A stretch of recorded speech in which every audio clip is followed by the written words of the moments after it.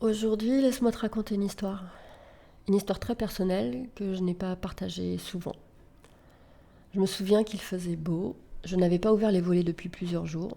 La lumière s'était infiltrée avec une telle violence que j'avais refermé les rideaux aussi secs. Quelques minutes plus tard, j'ouvrais les rideaux et la fenêtre. Aujourd'hui était le grand jour. Aujourd'hui, j'allais sortir. Pendant 3 ans, j'ai vécu la nuit noire de l'âme. Les souvenirs sont flous. Je vous en partage les premiers rayons de soleil. Ce jour-là, qu'avait-il de différent des autres jours? Je suis sortie. J'ai été choquée par le bruit, tellement fort, les gens tellement nombreux. J'ai hésité. Coup d'œil en arrière, retourné dans mon appartement. Je n'étais plus très loin. Ce serait idiot. J'avais cette idée en tête depuis le matin.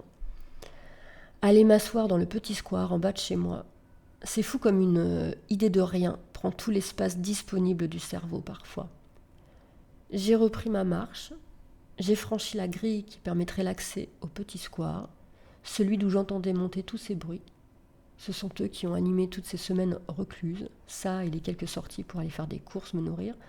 C'est à peu près tout ce que je savais faire et la seule chose qui me faisait sortir de chez moi.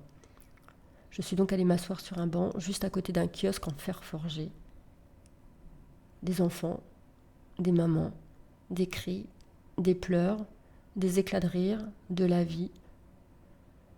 Je me suis assise contre le dossier, j'ai laissé ma tête aller en arrière, que c'était bon la chaleur du soleil sur mon visage.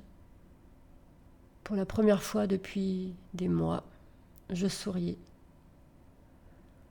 Ce fut un jour de bascule.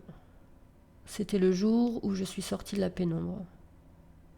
Sur le moment, j'ignorais que j'allais créer mon entreprise quelques mois plus tard, que j'allais devenir coach, puis sorcière, puis canal de l'âme, femme perchée, épanouie, complète. Et la seule chose qui comptait pour moi ce jour-là, avoir retrouvé le sourire.